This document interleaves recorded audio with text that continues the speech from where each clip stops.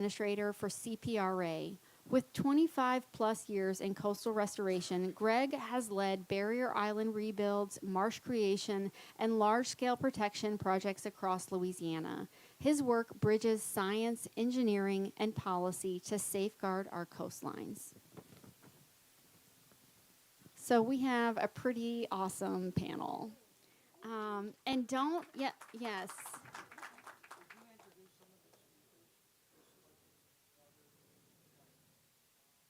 Oh, yeah, and yeah, by the way, tonight we also have in the audience a couple of people who spoke at previous conversation events. We have John Mans, a retired plant manager from PPG Axial, who is also a community volunteer through the Community Foundation and other efforts.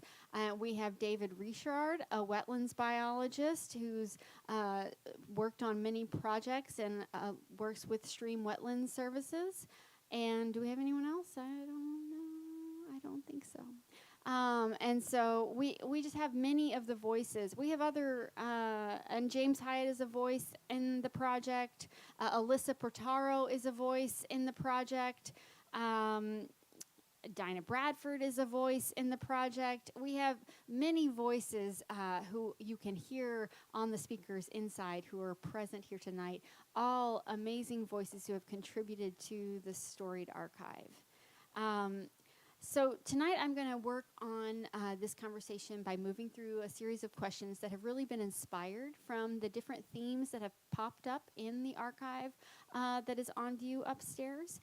And I'll focus those questions starting with one person on the panel, but anyone can continue to respond to these questions. That could be on the panel or in the audience and ask questions or respond. We're going to try to limit each question to around 10 to 15 minutes so that we can get through everything in a timely manner. But let's have a lively conversation. So on growing up with water. Many of our interviewees talk about growing up on or near the water, with boats, bayous, or oil rigs part of daily life. Scooter, how did your early environment shape your relationship to land and water, and how has that changed over time?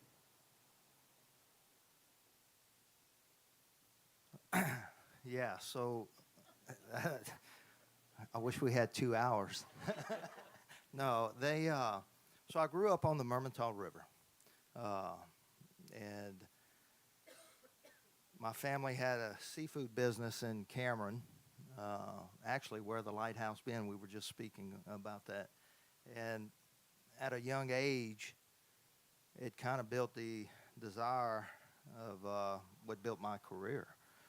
Trying to understand the production. How is it possible that every day these shrimp boats can come in, with the bounty of their catch?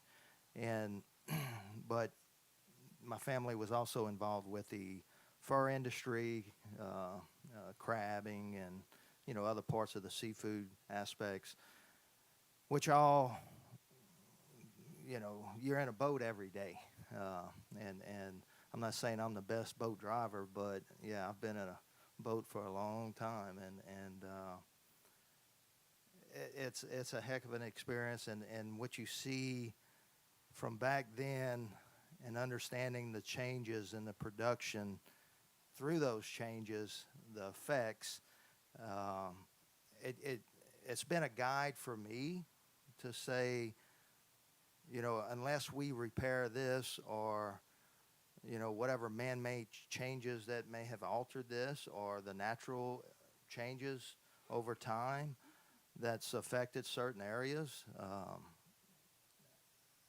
Truly in my heart, I see and I feel and I'm terrified of the possibility of not seeing what I have witnessed, in the past from those experiences, because it's, as you look at different generations coming up, the only the only reason I'm in the field of work that I'm in is because I've had the opportunity to experience, and that's what builds the passion. That's what builds the your desire to go down that way and fight for the goodness of those resources.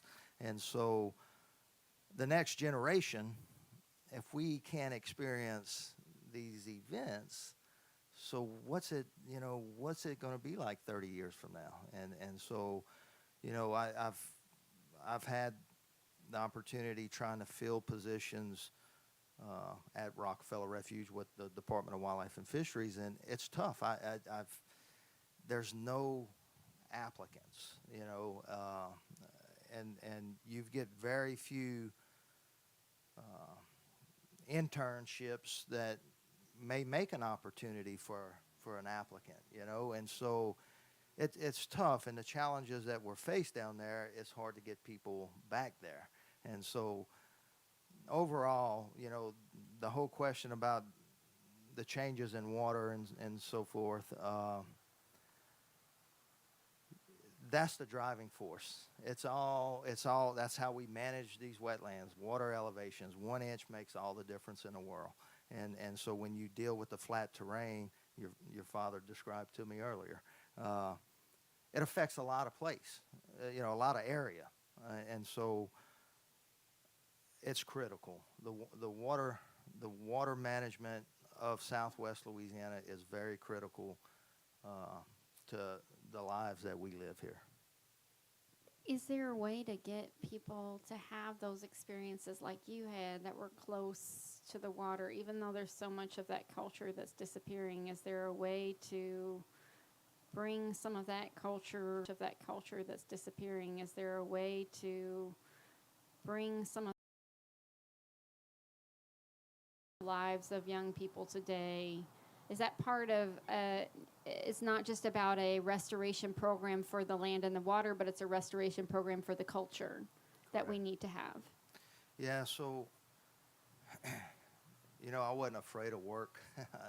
Work was like the experience, and so I was always involved. I can't say so much that today. There's a lot of iPhones, a lot of iPads, but I truly believe the recreational opportunities is the way to capture the young, getting them out, fishing trips or just wildlife sightings or, birding, whatever they may be interested in, is having that access, having the public places, which we deal with a lot of public individuals, and it's truly amazing, guys. It's I was at a place, what we call the East End Locks, to open the locks to let some navigation barges passing through. And there was a recreational fisherman. And that fisherman, I said, you doing any good? And he says, yeah, man, doing excellent. I said, where are you from? He says, Shreveport.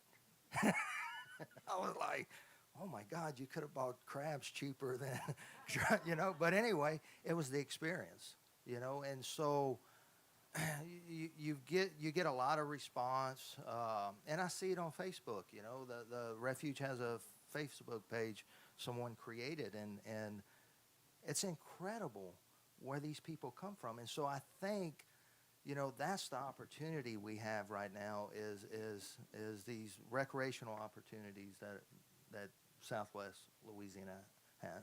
Yeah. Does anybody in the audience have anything they want to offer or add or ask? Question for you tonight is, are you seeing any? With CPRAs here, and we've got the plans, we've got, we have the ideas. The problem is funding, and so unless we get the opportunity from outside funding sources or maybe even local funding sources, it's going to be very difficult to recoup some of these areas. But then you see areas that have been able to adapt, and you try to understand what mechanisms gave those specific places the ability to adapt to what's changing. And so the ability to adapt to what's changing. And so, it's so complex. It's so complex to understand, some of these different type marshes or even areas to figure out what's actually going to be the best way. But again, it falls down to funding. It truly does. Because there's no doubt. In today's day and time, there's technology, there's ways. Because there's no doubt. In today's day and time, there's technology, there's ways to adapt, compromise, to save these wetlands. Yeah. Yeah. Are we gonna get help from Baton Rouge? Maybe go to Baton Rouge? Yeah, so we do. And I know without